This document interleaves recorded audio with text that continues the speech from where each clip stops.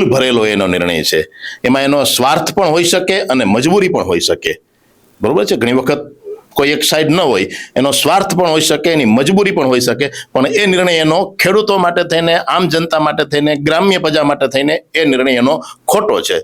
અમે છાતી ઠોકીને કહીએ છીએ કે તે ખોટો છે. કોઈ પણ હોય, સત્તા પક્ષમાં જઈને જો કોઈ કાંઈ ઉકાળી શકતું હોય તો એકાદાનું નામ તો આપે. એકાદાનું નામ આપે ને કે જેને સત્તા પક્ષમાં રહી અને ખેડૂતોને માટે થઈને કે કોઈ પણ પીડિત, શોષિત અને વંચિત લોકો માટે થઈને એને કામ કર્યું હોય. આજે રાજુભાઈની બાજુમાં ગોરધનભાઈ ઝડફિયા બેઠા હતા. 2012ની અંદર અમદાવાદની વિજય ચોકની અંદર 40,000 માણસોની વચ્ચે પહેલી લાઈનમાં હું ગોરધનભાઈ ઝડફિયાની સામે હતો. જીપીપી વખતે ગોરધનભાઈ ઝડફિયાની સામે, સ્ટેજની સામે પહેલી લાઈનમાં હું બેઠો હતો અને જે બૂમબારાડા પાડ્યા છે એને તમે કલ્પના ન કરી શકો. 1200 પાના મારી પાસે છે, ફલાણાના છે, ઢીકડાના છે, પૂછડાના છે. એટલું બધું એવું વાતાવરણ ગરમ કર્યું કે જેટલો વધારે ઉલડે ને એટલો એનો વધારે વજન થાય એને તોલવામાં ને જોખવામાં. આ એક સીધો સાદો સ્ટન્ટ હોય છે એનો.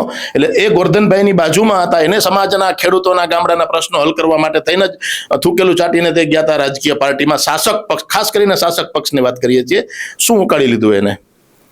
કેટલાય જાતો તમને ગોરધનભાઈનું એકનું નામ એટલા માટે આપ્યું કે તે આજે એની બાજુમાં બેઠા હતા.